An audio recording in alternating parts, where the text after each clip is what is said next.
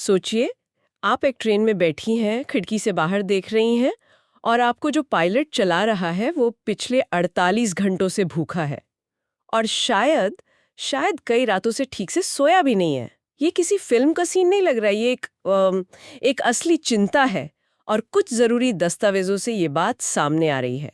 सच कहूँ तो ये वाकई में डराने वाली बात है। आज हम भारतीय रेलवे के लोको पायलटों यानी हमारे ट्रेन चालकों की देश भर में चल रही 48 घंटे की भूख हड़ताल से जुड़े कुछ लेखों और रिपोर्टों की तह तक जाएंगे। हमारा मकसद ये समझना है कि ये विरोध आखिर है किस बारे में। क्या ये सिर्फ वेतन का मामला है जैसा कि अक्सर लगता है, या इसके पर्दे के पीछे कोई ऐसी कहानी है जो हम सब की सुरक्षा से जुड़ी है? चलिए इस पूरे मामले को परत दर परत खोलते हैं। तो सबसे पहले हो क्या रहा है इसे ठीक से समझते हैं। हमारे सामने जो स्रोत है उनके मुताबिक ऑल इंडिया लोको रनिंग स्टाफ एसोसिएशन AILRSA उसने 48 घंटे की भूख हड़ताल का ऐलान किया है। अब सुनने में लगता है कि ये झारखंड के जसीडीह स्टेशन से शुरू हुई कोई एक घटना होगी, लेकिन नहीं, ये दस्तावेज साफ दिखाते हैं कि ये आग सिर्फ एक जगह नहीं लगी है। ये उत्तर प्रदेश, कर्नाटक, बिहार मतलब कई राज्यों में एक साथ फैल रही है। ये एक देशव्यापी विरोध है। और यहाँ सबसे हैरान करने वाली बात जो इस विरोध को बहुत अलग बनाती है वो ये है कि कर्मचारी भूख हड़ताल पर होते हुए भी ट्रेनें चला रहे हैं। उन्होंने इसे एक सांकेतिक विरोध कहा है। मतलब वो सिस्टम को ठप नहीं करना चाहते, यात्रियों को परेशान नहीं करना चाहते, बस अपनी बात सुनाना चाहते हैं। लेकिन इससे एक बहुत बड़ा और कह सकते हैं कि गंभीर सवाल खड़ा होता है। एक मिनट, मतलब वो भूखे पेट ट्रेन चला रहे हैं? ये तो अपने आप में एक बहुत बड़ा जोखिम है। ये उनके डेडिकेशन को भी दिखाता है और उनकी हताशा को भी। तो फिर सवाल वही है कि आखिर ऐसी क्या मांगे हैं जिनके लिए ये लोग इतनी बड़ी कुर्बानी देने और इतना बड़ा खतरा उठाने को तैयार है? जाहिर है पैसे की बात तो होगी ही। हाँ, पैसा एक हिस्सा है, पर शायद उतना बड़ा नहीं जितना हम सोच रहे हैं। इन 10 सूत्री मांगों को अगर आप ध्यान से देखें तो करीब 70% मांगें पैसे के बारे में हैं ही नहीं। वो काम करने के हालात, आराम और सुरक्षा के बारे में है। पैसों वाली मांगों में माइलेज भत्ते में बढ़ोतरी है, उस पर टैक्स में छूट और पुरानी पेंशन योजना को वापस लाना शामिल है। ये जरूरी है, पर कहानी का असली दिल कहीं और छिपा है। अच्छा, तो ये बात है। मुझे लगा था कि मामला सिर्फ सैलरी और भत्तों का होगा। तो फिर वो कौन सी मांगे हैं जो पैसे से ज्यादा जरूरी हो गई हैं? सबसे बड़ी और सबसे जरूरी मांग है अनिवार्य आराम की। वो चाहते हैं कि हर कुछ समय के बाद उन्हें लगातार 46 घंटे का आराम दिया जाए। ये कोई छुट्टी नहीं है, ये काम करने के लिए शारीरिक और मानसिक रूप से फिर से तैयार होने की जरूरत है। 46 घंटे? ये तो लगभग 2 दिन हो गए। क्या ये कोई स्टैंडर्ड नियम है? ये इतना जरूरी क्यों है? एक आम नौकरी में तो हमें हफ्ते में 1 या 2 दिन की छुट्टी मिलती है। ये उससे अलग कैसे है? ये बहुत अलग है। इसे ऐसे समझिए कि उनकी नौकरी 9 से 5 वाली नहीं है। उन्हें कभी भी बुलाया जा सकता है, दिन हो या रात। उनकी नींद का कोई तय समय नहीं होता। थकान सिर्फ एक दिन की नहीं होती, वो हफ्तों और महीनों तक जमा होती रहती है। विज्ञान इसे स्लीप डेट कहता है, यानी नींद का कर्ज। और उस कर्ज को चुकाने के लिए आपको एक लंबा, बिना किसी रुकावट वाला आराम चाहिए। एक थका हुआ दिमाग एक नशे में धुत दिमाग जितना ही खतरनाक हो सकता है, खासकर जब आप 100 किलोमीटर प्रति घंटे की रफ्तार से चल रही लोहे की मशीन चला रहे हों। ये तो बहुत गंभीर बात है। और मांगों में क्या है? इसी से जुड़ी दूसरी मांग है ड्यूटी के घंटे तय करने की। एक्सप्रेस ट्रेनों के लिए अधिकतम 6 घंटे और मालगाड़ियों के लिए 8 घंटे।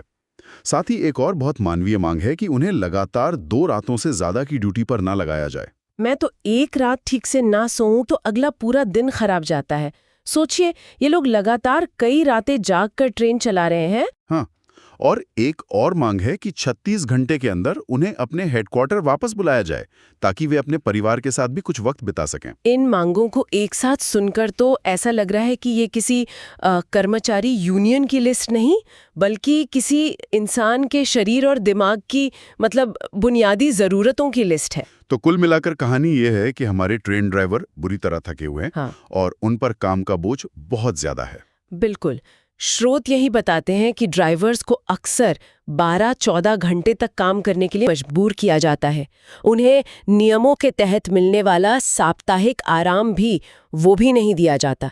ये सिर्फ कर्मचारियों की शिकायत नहीं है, ये सीधे तौर पर रेल सुरक्षा में एक बहुत बड़ी सेंध है।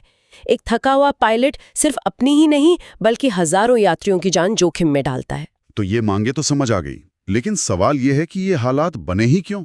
आखिर ऐसी नौबत आई ही क्यों कि उन्हें भूखे पेट काम करके सरकार का ध्यान खींचना पड़ रहा है? इन रिपोर्टों में इसकी वजहों के बारे में क्या बताया गया है? इन दस्तावेजों के मुताबिक इस संकट की जड़ में 3 बड़ी वजह हैं। पहली और शायद सबसे बड़ी वजह है कर्मचारियों की भारी कमी। रिपोर्टों में साफ तौर पर कहा गया है कि रेलवे में कई सालों से खासकर लोको पायलटों की नई भर्तियां या तो रुकी हुई हैं या जरूरत के हिसाब से बहुत कम हुई हैं। रुकिए, मतलब ये कोई अचानक आई समस्या नहीं है, ये सालों से पकड़ी थी। हाँ बिल्कुल, ये एक सिस्टम की थकान है। जब आप सालों तक नई भर्तियां नहीं करते तो आप असल में भविष्य की सुरक्षा से उधार ले रहे होते हैं। आज का ये विरोध उसी उधार की, कह सकते हैं, पहली किश्त है। कम कर्मचारी होने का सीधा मतलब है कि मौजूदा कर्मचारियों पर काम का बोझ कई गुना बढ़ गया है। उन्हें अतिरिक्त घंटे काम करना पड़ता है, छुट्टियां नहीं मिलती और आराम का तो सवाल ही नहीं उठता। ये एक दुष्चक्र है जिसे तोड़ा नहीं जा रहा। और दूसरी वजह जाहिर है आर्थिक होगी। हाँ, दूसरी वजह आर्थिक है। महंगाई तो बढ़ती जा रही है, लेकिन किलोमीटर के हिसाब से जो भत्ता उन्हें मिलता है उसमें सालों से कोई बढ़ोतरी नहीं हुई है। तो एक तरफ उन पर काम का बोझ बढ़ रहा है और दूसरी तरफ उनकी असल कमाई घट रही है। ये एक तरह से दोहरी मार है जो किसी का भी मनोबल तोड़ सकती है। और तीसरी वजह मेरे ख्याल से वही सबसे अहम होगी। तीसरी और सबसे अहम वजह है सुरक्षा। और ये सिर्फ उनकी अपनी सुरक्षा नहीं है, बल्कि हमारी, यानी यात्रियों की सुरक्षा है। एसोसिएशन ने बार बार साफ तौर पर कहा है कि थकान, नींद की कमी और लंबे समय तक काम करना पूरी रेल प्रणाली के लिए एक बहुत बड़ा खतरा है। जरा एक सीन सोचिए। रात के 2 बजे हैं, घना कोहरा है, एक लोको पायलट एक मालगाड़ी चला रहा है। वो पिछले 14 घंटे से जाग रहा है और लगातार दूसरी रात ड्यूटी पर है। सामने एक सिग्नल पीला है या लाल, ये समझने में बस 1 सेकंड की देरी हो सकती है। इन रिपोर्टों के मुताबिक ये कोई हाइपोथेटिकल सिचुएशन नहीं, बल्कि कई ड्राइवरों के लिए रोज की हकीकत है। एक छोटी सी मानवीय भूल एक भयानक हादसे में बदल सकती है। ये तो रोंगटे खड़े कर देने वाली बात है।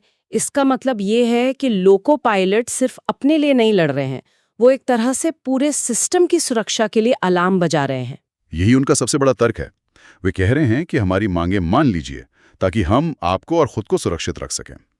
ये एक बहुत ही अनोखी स्थिति है जहां कर्मचारी बेहतर काम के हालात मांग रहे हैं ताकि वे अपनी सर्विस यानी यात्रियों की सुरक्षा को बेहतर बना सकें। ठीक है, ये सब बहुत गंभीर है, लेकिन अभी तो ट्रेनें चल रही हैं, तो एक आम यात्री को जो रोज ऑफिस के लिए ट्रेन पकड़ता है, उसे इसकी चिंता क्यों करनी चाहिए? आगे क्या हो सकता है? अगर उनकी मांगे नहीं मानी गईं, तो इसका हम पर क्या असर पड़ेगा? इसके 2 तरह के असर हो सकते हैं, एक फौरी और दूसरा दूरगामी। फौरी तौर पर अगर रेलवे प्रबंधन या सरकार इन मांगों पर ध्यान नहीं देती तो ये सांकेतिक विरोध किसी बड़े आंदोलन में बदल सकता है। हो सकता है कि वे वर्क टू रूल जैसा कुछ शुरू कर दें, यानी सिर्फ नियमों के हिसाब से ही काम करेंगे, कोई अतिरिक्त घंटा नहीं। या फिर आखिरी विकल्प के तौर पर काम बंद भी कर सकते हैं। यानी ट्रेनें लेट हो सकती हैं या रद्द भी हो सकती हैं। है और शायद इसीलिए उन्होंने ये रास्ता चुना है कि भूखे रहकर भी काम करते रहेंगे। वे जनता को अपना दुश्मन नहीं बनाना चाहते। लेकिन जो असली और दूरगामी असर है वो ज्यादा चिंता का विषय है। आज भले ही हमारी ट्रेन समय पर चल रही है, लेकिन ये विरोध हमें उस अदृश्य जोखिम के बारे में आगाह कर रहा है जो इस प्रणाली में मौजूद है। हर बार जब एक थका हुआ पायलट ट्रेन चलाता है तो हम सब एक तरह का जुआ खेल रहे होते हैं। तो ये मामला भारतीय रेलवे के भीतर कुछ गहरी ढांचागत समस्याओं को भी उजागर कर रहा है। स्टाफ की कमी, आराम के नियमों का पालन ना होना, ये सब किसी एक अधिकारी या एक मंत्री की गलती नहीं लगती, ये पूरे सिस्टम की समस्या लगती है। बिल्कुल। और अगर इस नजरिए से देखें तो ये विरोध एक मौका भी है। अगर इन समस्याओं को सुलझाया जाता है तो इससे न सिर्फ कर्मचारियों के काम करने के हालात बेहतर होंगे, बल्कि लंबी अवधि में रेल यात्रा हम सबके लिए ज्यादा सुरक्षित होगी। एक खुश और आउस्के-रूफ पायलट, यानी एक अच्छी तरह से आराम किया हुआ पायलट, एक सुरक्षित यात्रा की सबसे अच्छी गारंटी है। ये एक प्रो कर्मचारी कदम होने के साथ साथ एक प्रो यात्री कदम भी है। तो आज की इस पूरी चर्चा को अगर समेटें तो हमने शुरू किया था एक भूख हड़ताल की खबर से, और अब हम रेलवे के सिस्टेमिक हेल्थ, सुरक्षा और एक बहुत ही मानवीय संकट पर बात कर रहे हैं। ये सिर्फ कुछ मांगों का मामला नहीं है, ये उन लोगों की कहानी है जिनके हाथों में हम रोज अपनी जिंदगी सौंपते हैं और वो खुद भारी दबाव और थकान में जी रहे हैं। हाँ, और यहाँ एक केंद्रीय तनाव साफ दिखाई देता है, कर्तव्य और अस्तित्व के बीच का तनाव। कर्मचारी अपना कर्तव्य निभाने के लिए ट्रेनें चला रहे हैं, लेकिन वे अपने और यात्रियों के अस्तित्व की सुरक्षा के लिए विरोध भी कर रहे हैं। वे सिस्टम को बेहतर बनाना चाहते हैं, उसे ठप करना नहीं। ये उनके नजरिए से एक बहुत जिम्मेदाराना कदम है। वाकई ये पूरी बातचीत हमें कुछ सोचने पर मजबूर करती है। भारतीय रेलवे जैसी विशाल और महत्वपूर्ण प्रणाली में जो इस देश की जीवन रेखा है, उसमें सुरक्षा की अंतिम जिम्मेदारी किसकी है? क्या यह उस कर्मचारी की है जो थकने के बावजूद काम कर रहा है, या उस प्रबंधन की जो समय पर भर्तियां नहीं कर रहा, या फिर हम यात्रियों की जो हमेशा चाहते हैं कि हमारी ट्रेन 1 मिनट भी लेट न हो? जब हम अगली बार प्लेटफॉर्म पर खड़े होकर उम्मीद करते हैं कि हमारी ट्रेन समय पर आए, तो क्या हम एक पल के लिए ये भी सोचते हैं कि उस समय को साधने की असली कीमत कौन चुका रहा है?